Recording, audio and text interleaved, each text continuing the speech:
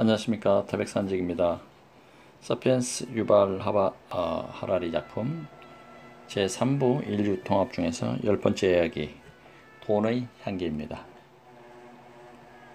1519년 에르난 코르테스 일당은 당시까지 인간 세상에서 격리되어 있던 멕시코를 침략했다. 그곳에 살고 있던 사람들은 스스로를 아즈텍인이라고 불렀다. 이들은 이방인들이 어떤 노란 금속에 극도의 관심을 나타낸다는 사실을 금방 알아차렸다. 이방인들은 사실 끊임없이 그 이야기만 했다. 원주민들이라고 금을 모르지 않았다. 아름답고 가공하기 쉬워서 그것을 사용해 장신구와 조각상을 만들었을 때 때로 금가루를 교환의 수단으로 이용했다. 하지만은 아즈텍인들은 뭔가를 사고 싶으면 보통은 코카콩이나 피륙을 지불했다. 그래서 스페인인들이 금에 집착하는 이유가 도무지 이해되지 않았다. 먹을 수도 마실 수도 없고 철을 짤 수도 없으며 너무 물러서 도구나 무기를 만들 수도 없는 금속이 왜 그렇게 중요할까? 스페인 사람들이 금에 열광하는 이유가 뭐냐고 원주민들이 묻자 코르테스는 이렇게 대답했다. 나와 동료들은 금으로만 나을 수 있는 마음의 병을 앓고 있기 때문이다. 스페인 사람들이 떠나온 아프로아시아 세계에는 금에 대한 집착이 만연해 있었다. 서로 원수인 사람들도 이 쓸모없는 누런 금을 갈구하는 데는 한마음이었다. 멕시코를 정복하기 3세기 전 코르테스의 조상들과 그 군대는 이베리아 반도와 북아프리카에 있던 무슬림 왕국들과 피비린내 나는 종교 전쟁을 벌였다. 그리스교도의 신자들과 알라의 신자들은 상대방을 수천 명씩 죽이고 들판과 가수원을 황폐하게 만들고 번영한 도시를 연기나는 폐허로 만들었다. 모두가 그리스도나 알라의 영광을 더 크게 만들기 위한 일이었다. 점차 우세를 차지한 기독교인들은 승리를 축하하기 위해 모스크바를 부수고 교회를 지었을 뿐 아니라 새로운 금화와 은하를 발행하여 십자가와 함께 이교도들과 싸움을 하느님이 도와주셔서 감사하다는 내용을 새겼다. 하지만은 승리자들은 새로운 화폐와 함께 또 다른 종류의 주화도 찍어냈는데 밀라레스라는 이 주화에는 좀 다른 메시지가 담겨 있었다. 기독교인 정복자들이 찍어낸 사각형 주화에는 유리한 아라비아 문자로 다음과 같은 선언이 새겨져 있었다. 알라 외에 다른 신은 없으며 마하마다는 알라의 사자다. 가톨릭의 멜구에일 주교와 아그데 주교조차도 인기 있는 이 무슬림 주화를 충실히 복제해 발행했고 신을 두려워하는 기독교인들은 이를 기쁘게 사용했다. 관용은 언덕 너머에서도 넘쳐 흘렀다. 북아프리카의 무슬림 상인들은 피렌체의 폴로린 금화, 베네치아의 두카트 금화, 나폴리의 기글리아토 은하와 같은 기독교 주화를 이용해 사업을 했다. 이교도인 기독교인들을 상대로 성전을 벌렸던 무슬림 통치자들조차도 경배의 표시로 예수와 성모 마리아를 새겨 넣은 주화로 세금을 받았다.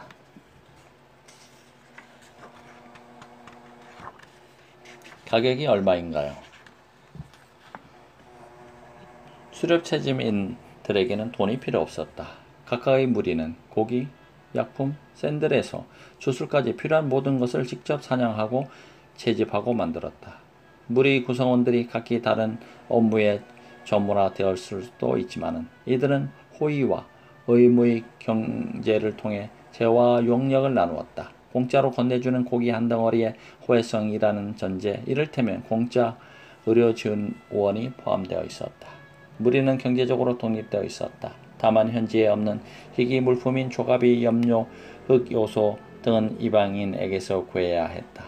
통상 이것은 아름다운 조가비를 당신에게 줄 테니 우리에게 품질 좋은 부시도를 주시오 하는 단순한 물물 교환으로 가능했다.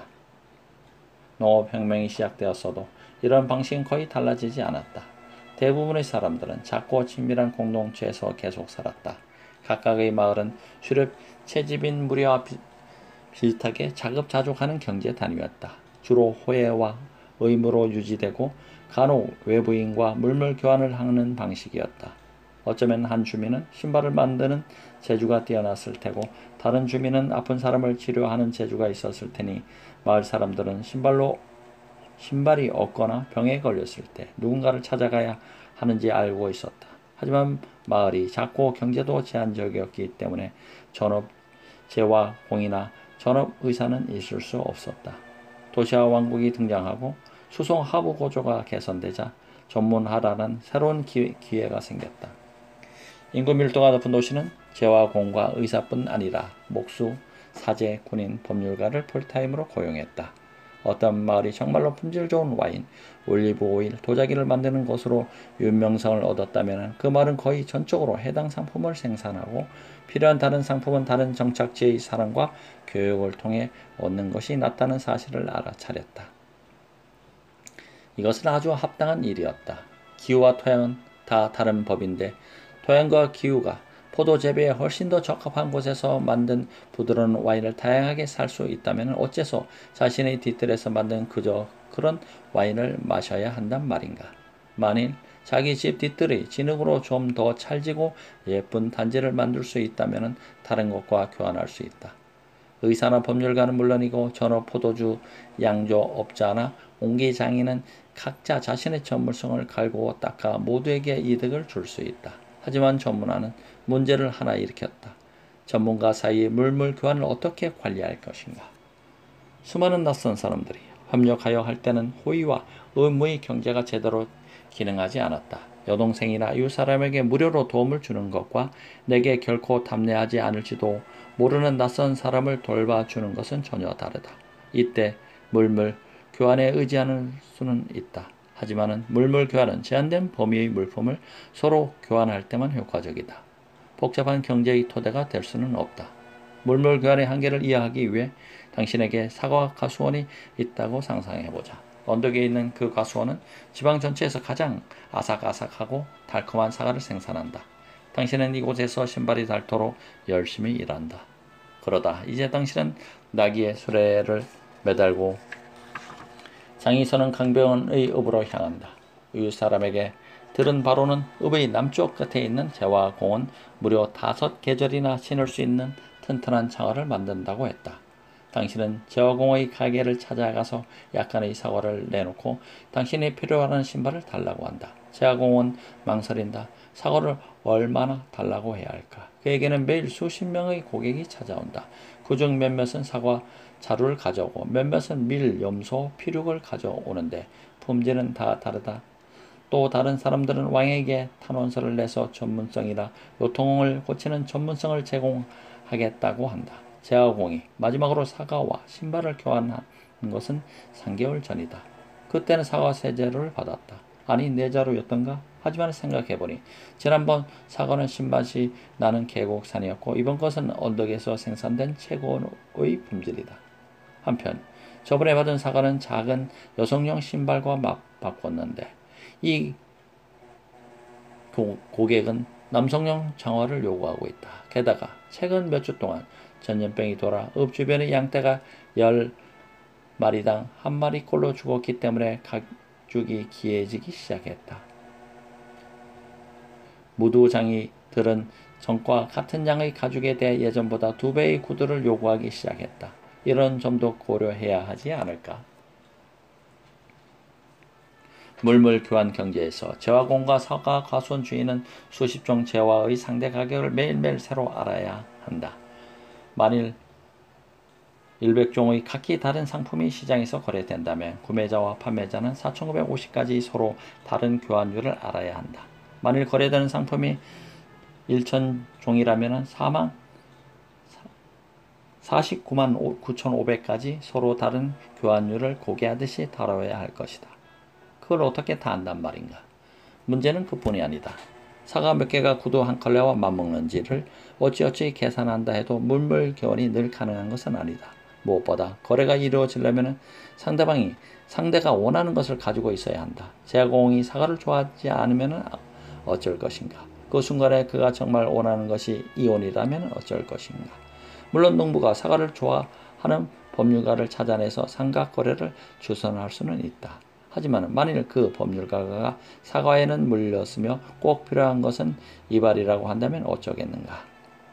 일부 사회에서는 중앙 집권적 물물 교환 시스템을 만들어서 이 문제를 해결하고자 했다.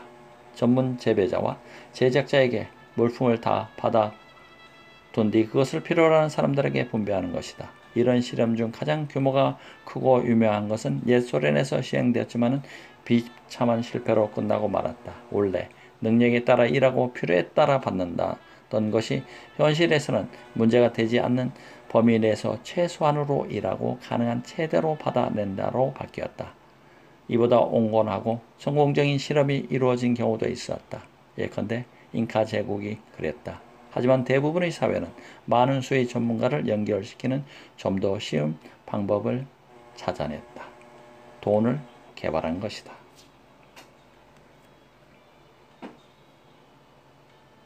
조가비와 담배. 화폐는 여러 곳에서 여러 차례 만들어졌다. 화폐가 발달하는 데는 기술적인 돌파구가 필요하지 않았다.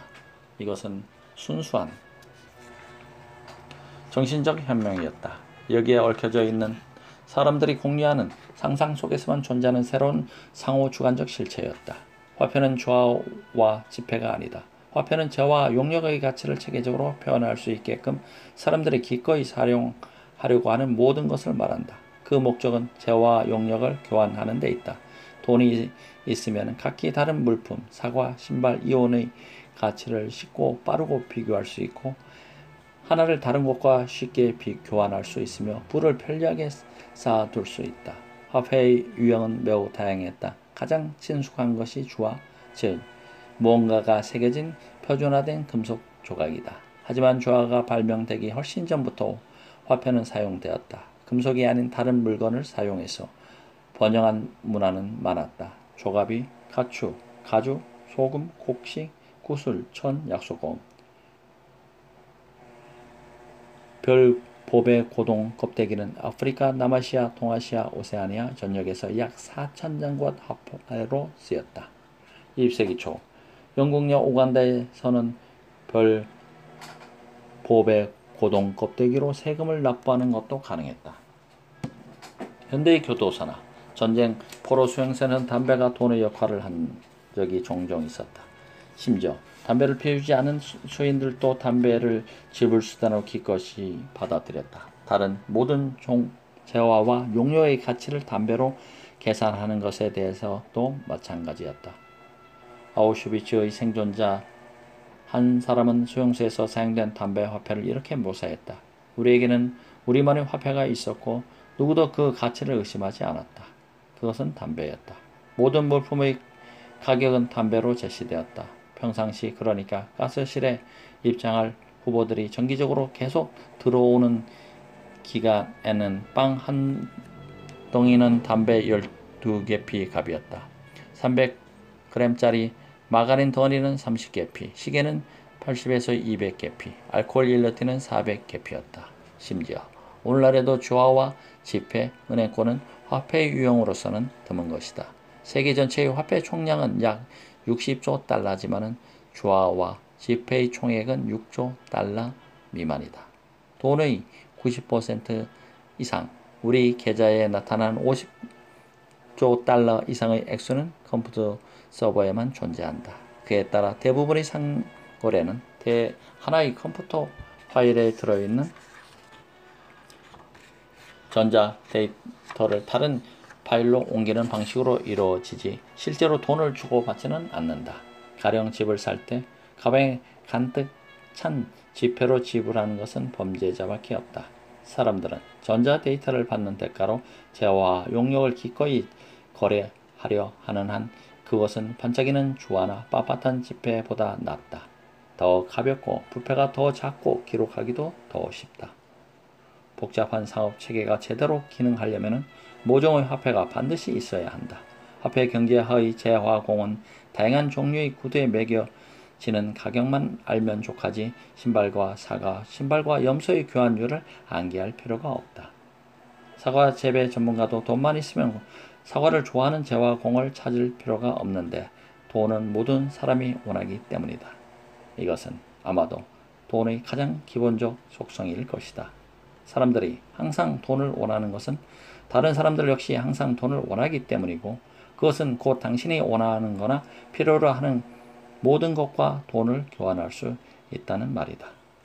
제왕공은 당신에게 돈을 받으며 언제나 만족할 텐데, 그가 실제로 원하는 것은 사과든 염소든 이혼이든 무엇이든 돈을 주고 그것을 얻을 수 있기 때문이다. 그러므로 돈은 거의 모든 것을 다른 것의 모든 것으로 바꿀 수 있게 해주는 보편적인 교환 수단이다. 전역 군인이 자신의 군인 수당으로 대학 수업료를 낸다면 체력이 지력으로 바뀐 경우다. 공작이 자신의 신하들을 먹여 살리기 위해 재산을 판다면 땅이 충성심으로 바뀐 경우다. 의사가 진료비를 받아 변호사를 고용하거나 판사에게 뇌물을 준다면 건강이 재판으로 바뀐 경우다. 심지어 성관계를 구원으로 바꾸는 경우도 가능하다. 15세기에 장녀들이 남자와 자는 대가로 받은 돈으로 가톨릭 교회의 면죄부를 사고 냈으니 말이다. 이상적인 형태의 돈은 사람들로 하여금 어떤 것을 다른 것으로 바꾸게 해줄 뿐 아니라 부를 축적할 수 있게도 해준다. 세상에는 저장이 되지 않는 귀중한 것이 많은데 가령 시간이나 미모가 그렇다. 어떤 것은 짧은 시간만 저장이 가능하다. 딸기가 그렇다. 내구성이 더 좋은 것들도 있지만은 공간을 많이 차지하고 비싼 시설이 필요하며 손이 많이 간다. 예컨대 곡물은 몇 년씩 저장할 수 있지만 그러려면 커다란 창고를 지어야 하고 쥐와 곰팡이, 물불, 도둑을 막을 필요가 있다. 돈은 그것이 종이든 컴퓨터 비트든 혹은 별법의 고등 껍데기든 이런 문제를 해결해 준다. 별법의 고등 껍데기는 썩지 않고 지의 입맛에 맞지도 않으며 불에 타지 않고 공구에 넣어둘 수 있을 정도로 작다. 불을 이용하려면 단순히 저장해 두는 것만으로는 충분치 않다. 이 장소에서 저 장소로 이동시킬 필요가 있다. 어떤 형태의 부, 예컨대 부동산 같은 것들은 전혀 이동할 수 없다. 밀과 쌀 같은 재화는 어렵사리 운반이 가능하다. 화폐가 없는 세상의 부유한 농부가 먼 지방으로 이주한다고 상상해보자. 그의 부는 집과 논이 대부분을 차지한다. 농부는 이 중 어느 것도 가지고 갈 수가 없다. 이것을 많은 양의 쌀과 바꿀 수 있을 것이다. 하지만 그 많은 쌀을 수송하기는 쉽지 않으며 수송비도 비싸게 들 것이다.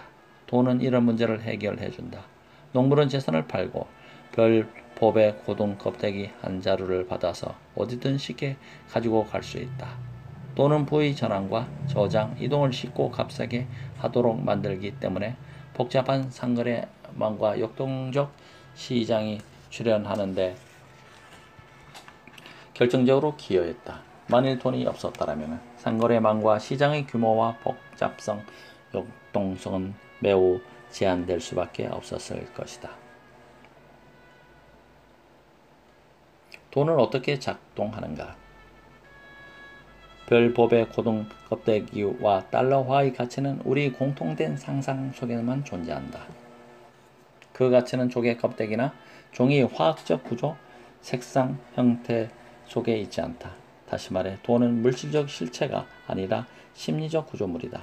그것은 물질을 마음으로 전환함으로써 작동한다. 하지만 왜 그것이 성공했을까? 비옥한 논을 쓸모없는 별법의 고등 껍데기 한 중과 기꺼이 바꿀 사람이 대체 어디 있을까? 혹은 우리는 왜 겨우 색칠한 종이 몇 장을 받고자 기꺼이 햄버거를 뒤집고 보험을 팔고 못된 아이 3명을 봐주는가? 사람들이 기꺼이 그런 일을 하려 드는 것은 자신들의 집단적 상상의 산물을 믿기 때문이다. 신뢰는 온갖 유형의 돈을 주저하는 데 쓰이는 원자재다. 아프의 부유한 농부가 재산을 팔고 별법의 고등 껍데기 한 자루를 받아서 다른 지방으로 여행을 갔다고 하자. 그는 그곳의 사람들이 별법의 고등 껍데기를 받고 기꺼이 쌀과 집과 밭을 팔 것이라고 믿고 있었다. 따라서 화폐란 상호 신뢰 시스템의 일종이지만 그저 그런 상호 신뢰 시스템이 아니라 인간이 고안한 것 중에서 가장 보편적이고 효율적인 상호 신뢰 시스템이다. 이런 신뢰를 창조한 것은 정치, 사회, 경제적 관계의 매우 복잡하고 장기적인 네트워크다. 나는 별법의 고등 껍데기나 금화나 달러화를 신뢰할까? 내 이웃들이 그것을 신뢰하기 때문이다. 그리고 내 이웃들이 그것을 신뢰하는 이유는 내가 그것을 신뢰하기 때문이다. 우리 모두가 그것을 믿는 이유는 우리 왕이 그것을 믿고 그것을 세금으로 받기 때문이며 우리가 사제가 역시 그것을 신뢰하며 11조로 그것을 요구하기 때문이다. 달러 지폐 한 장을 꺼내 잘 살펴보라. 그것이 앞면에는 미국 재무성 장관의 서명이 있고 뒷면에는 우리는 하나님을 믿는다는 구호가 쓰여 있는 알록달록한 종이 조각에 지나지 않음을 알 수 있다. 우리가 달러를 받는 이유는 우리가 하나님을 믿고 미국 재무성을 믿기 때문이다. 신뢰가 결정적 역할을 한다는 사실은 왜 금융 시스템이 우리 정치, 사회, 이데올로기 시스템과 그토록 밀접한 관련이 있는지 설명해준다. 또한 금융위기가 정치적 정세에 의해 촉발되는 일이 왜 그렇게 흔한지, 왜 주식시장은 거래인들이 어느 날 아침 어떤 기분이냐에 따라 오를 수도 내릴 수도 있는지를 설명해준다. 맨 처음에 화폐의 최초 버전이 만들어졌을 때는 사람들이 이런 신뢰를 가지고 있지 않았기 때문에 그 자체가 내재적 가치를 지닌 물건을 화폐로 정의할 필요가 있었다. 역사상 최초의 화폐로 알려진 수메르인의 보리 화폐가 좋은 예이다. 이 화폐는 기원전 3000년경 수메르에서 글쓰기가 등장한 것과 똑같은 시기와 장소에 또한 똑같은 상황에서 출현했다. 글쓰기가 행정활동을 강화할 필요에 부응해서 발달했던 것처럼 보리화폐는 경제활동을 강화할 필요에 부응해 발달했다. 보리화폐는 그냥 보리였다. 다른 모든 재화와 용력의 가치를 평가하고 교환하는 데 정해진 양의 보리를 보편적 척도로서 사용했던 것이다.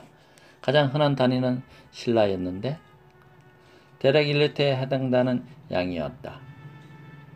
한 신라를 담을 수 있는 표준화된 그릇이 대량 생산되어 사람들은 물건을 사고 팔 때 필요한 양만큼의 보리를 쉽게 잴 수 있었다. 월급 역시 보리 몇 신라라는 식으로 결정되고 지불되었다. 남자 노동자는 한 달에 60신라를, 여자 노동자는 30신라를 벌었다. 건설 현장의 감독은 1200에서 5000신라를 벌 수 있었다. 아무리 걸신 들린 감독이라도 한 달에 보리 5000리터를 먹을 수는 없었지만 그는 먹지 않는 신라를 기름, 염소, 보리 외의 식량 등 온갖 생필품을 사는 데 이용했다.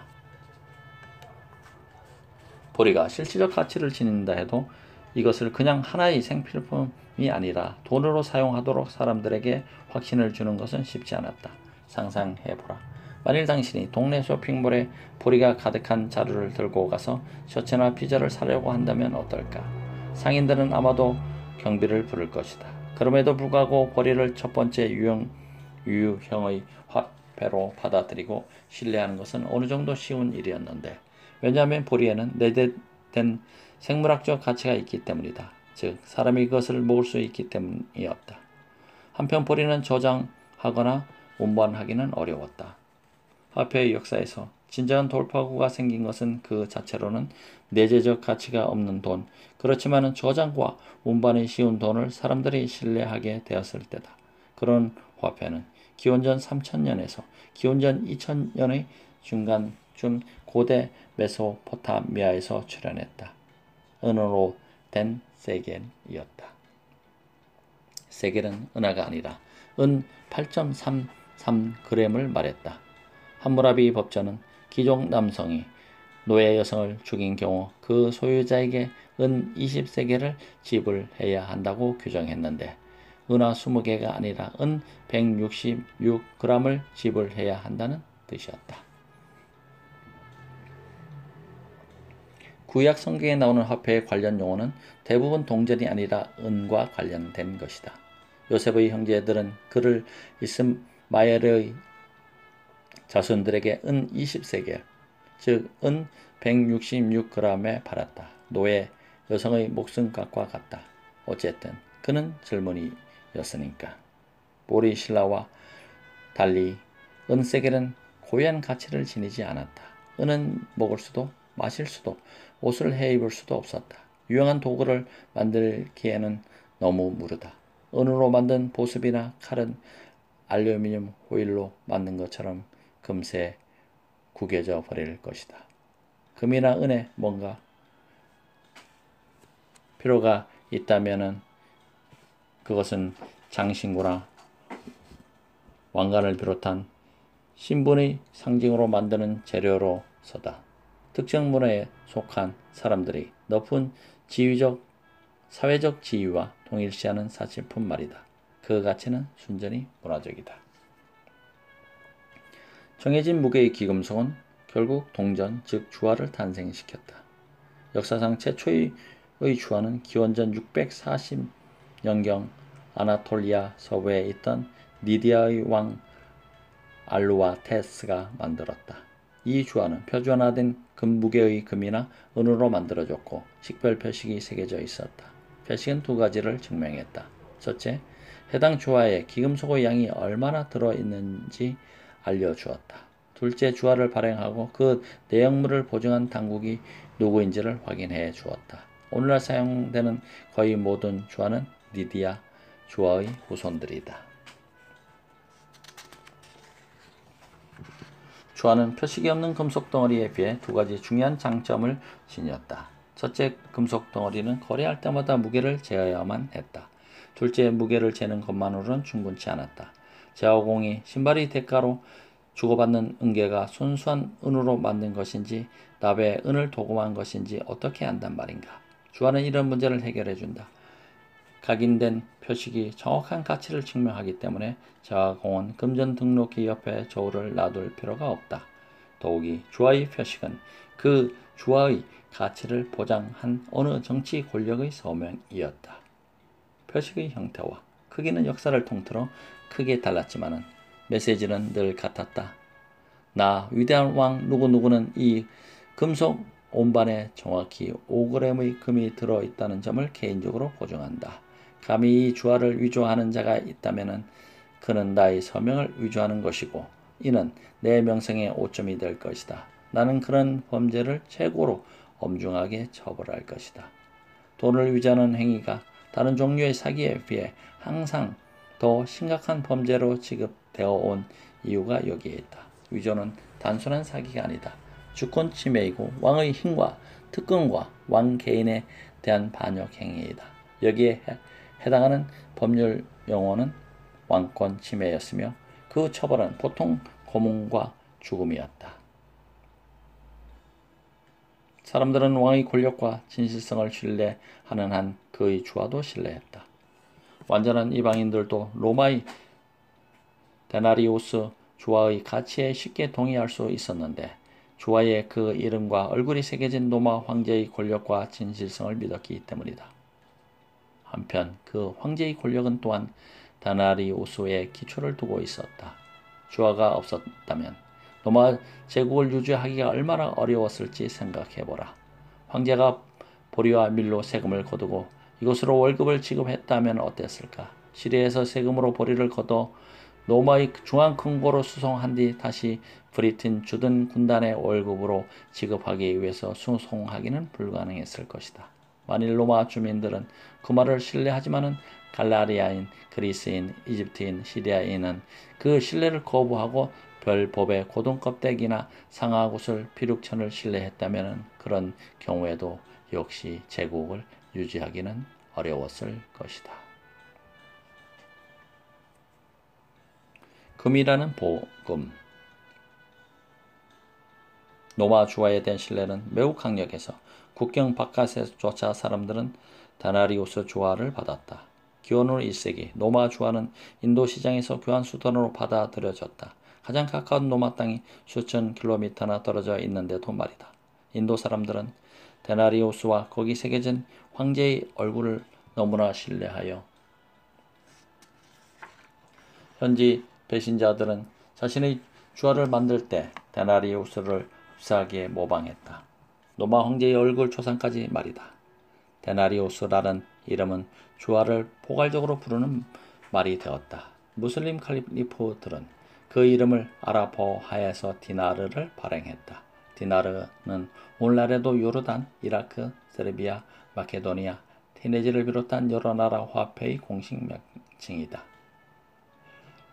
니디아 스타일의 주화 제조 법이 지중해에서 인도양까지 퍼져나가고 있을 때 중국은 이와 조금 다른 화폐 시스템을 개발했다. 정동 동정과 표식이 없는 은계와 금계를 기반으로 한 시스템이었다. 그렇지만 두 시스템은 공통점이 아주 많아서 특히 금과 은에 의존했다는 점에서 중국과 리디아 사이에는 금전적, 상업적 관계가 밀접하게 구축되었다. 무슬림 상인과 유럽 상인 그리고 정복자들은 리디아 시스템과 금이라는 복음을 지구의 매우 구석진 곳에까지 퍼뜨렸다. 근대 말에 이르자 전 세계가 단일 화폐 권역이 되었는데 처음에 금과 은을 기반으로 나중에는 영국 파운드나 미국 달러처럼 신뢰받는 소수의 통화를 기반으로 하게 되었다.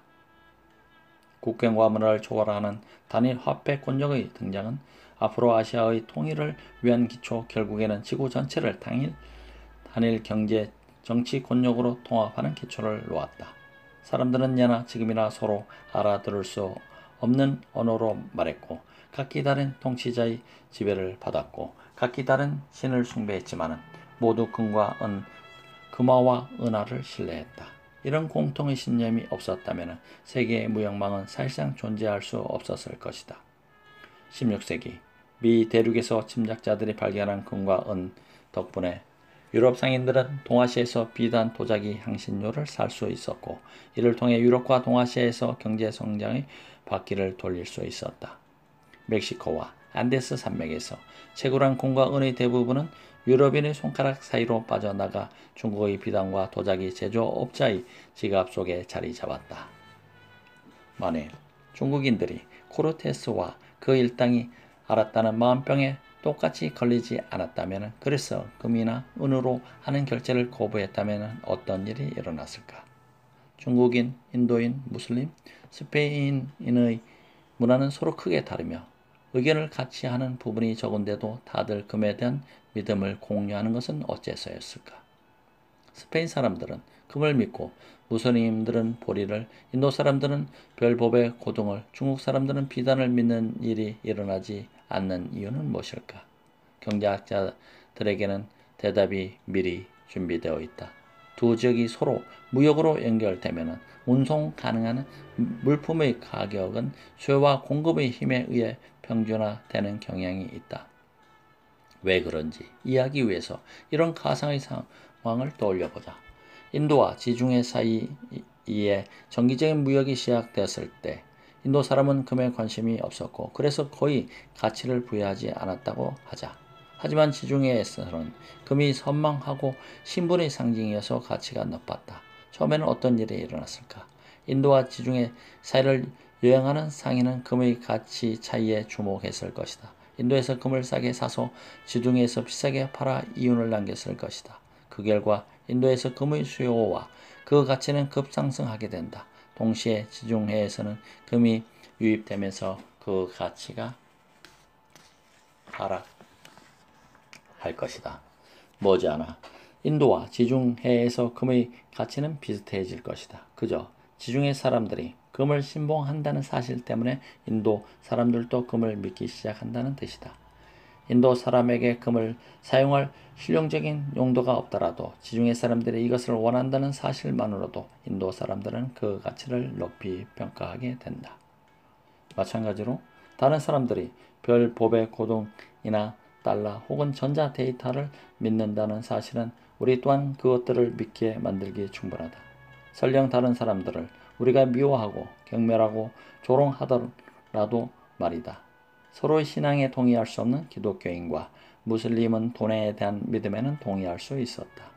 종교는 우리에게 뭔가를 믿으라고 요구하는 반면에 돈은 다른 사람들과 뭔가를 믿는다는 사실을 믿으라고 요구하기 때문이다.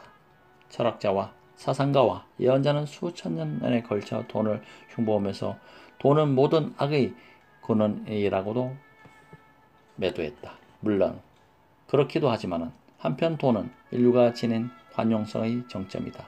돈은 언어와 국보, 문화 코드, 종교 신앙, 사회적 관습보다 더욱 마음이 열려있다. 인간이 창조한 신뢰 시스템 중 유일하게 거의 모든 문화적 간극을 메울 수 있다.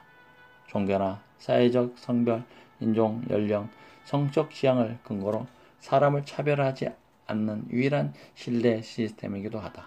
돈 덕분에 서로 알지도 못하고 심지어 신뢰하지도 않는 사람들이 효율적으로 협력할 수 있었던 것이다. 돈의 대가. 돈은 두 가지 보편적 원리를 기반으로 하고 있다. 첫 번째, 보편적 전환성.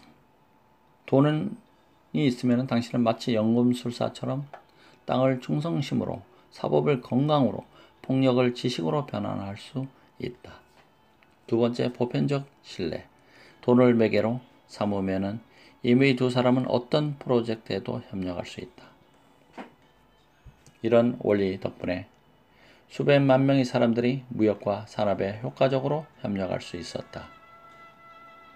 돈의 두 가지 보편적 원리, 첫 번째 보편적 전환성, 두 번째 보편적 신뢰입니다. 하지만 해롭지 않아 보이는 이 원리에도 어두운 면이 존재한다.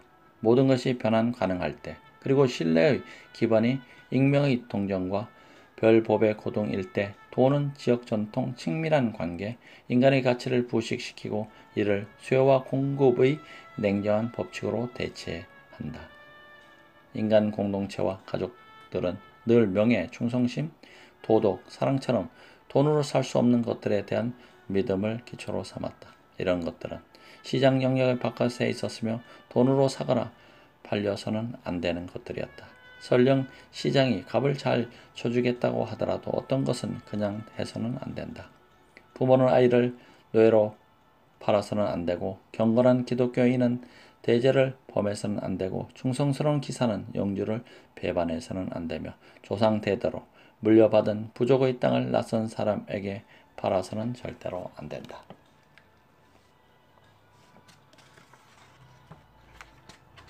돈은 언제나 이런 장벽을 돌파하려고 댐의 틈새에 스며드는 물처럼 길을 써왔다. 부모는 자식 몇 명을 노예로 팔아 나머지 자식들에게 먹일 식량을 사야 하는 처지로 내몰렸다. 독실한 기독교인은 살인과 도둑질과 사기를 저질렀으며 그렇게 얻은 돈으로 교회에서 면죄부를 샀다. 야망에 찬 기사들은 자신의 충성심을 경매에 붙여 가장 높은 값을 부르는 사람에게 팔았으며 자신을 따르는 시종들의 충성심도 현금 지불로서 확보했다. 부족한 땅은 지구 반대편에서 온 낯선 사람들에게 팔렸다. 글로벌 경제에 진입하는 티켓의 대가로서 돈에는 이보다 더욱 어두운 면도 존재한다. 돈이 서로 모르는 사람들로 하여금 보편적인 신뢰를 쌓게 해주는 것은 사실이지만 그런 신뢰는 인간이나 공동체 혹은 신성한 가치가 아니라 돈 그 자체, 그리고 돈을 뒷받침하는 비인간적 시스템에 투자된다. 우리는 이방인이나 일주일 사람을 신뢰하는 게 아니라 그들이 지닌 주화를 신뢰할 뿐이다. 그들에게서 주화가 떨어지면 우리의 신뢰도 사라진다. 돈이 공동체, 신앙, 국가라는 댐을 물러들이면 세상은 하나의 크고 비정한 시장이 될 위험이 있다. 그러므로 인간의 경제사는 미묘한 춤과 같다. 사람들은 이방인과의 수월한 협력을 위해서 돈에 의존하지만 그것이 인간의 가치와 친밀한 관계를 손상시킬까봐 두려워한다. 한편으로는 그렇도록 오랫동안 돈과 상업의 이동을 막아온 공동체라는 댐을 기꺼이 파괴하면서 다른 한편으로는 사회와 종교와 환경이 시장의 노예가 되지 않도록 막아줄 댐을 건설한다. 요즘은 언제나 시장이 지배한다는 믿음, 왕과 사제와 공동체가 건설한 댐은 돈이라는 파도를 상대로 오래 버티지 못한다는 믿음이 널리 퍼져 있다. 사실 이것은 순진한 생각이다. 흉폭한 전사, 종교적 광신도, 걱정하는 시민들은 계산적인 상인을 거듭 물리치기도 했으며 심지어 경제를 재편하기도 했다. 따라서 인류의 통합을 순수하게 경제적인 과정으로만 보아서는 결코 이해할 수 없다. 어떻게 수천 개의 고립된 문화가 세월이 가면서 점차 합쳐져서 오늘날의 지구촌을 형성했는지를 이해하려면 물론 금과 은의 역할을 고려해야 하지만 강철도 이해 못지않게 중요한 역할을 했다는 사실을 간과해서는 안 된다는 말이다. 사피엔스 유발 하라리 작품 제3부 인류 통합 중에서 10번째 이야기 돈의 향기였습니다. 함께 해주셔서 감사합니다. 탭산직이었습니다. 고맙습니다.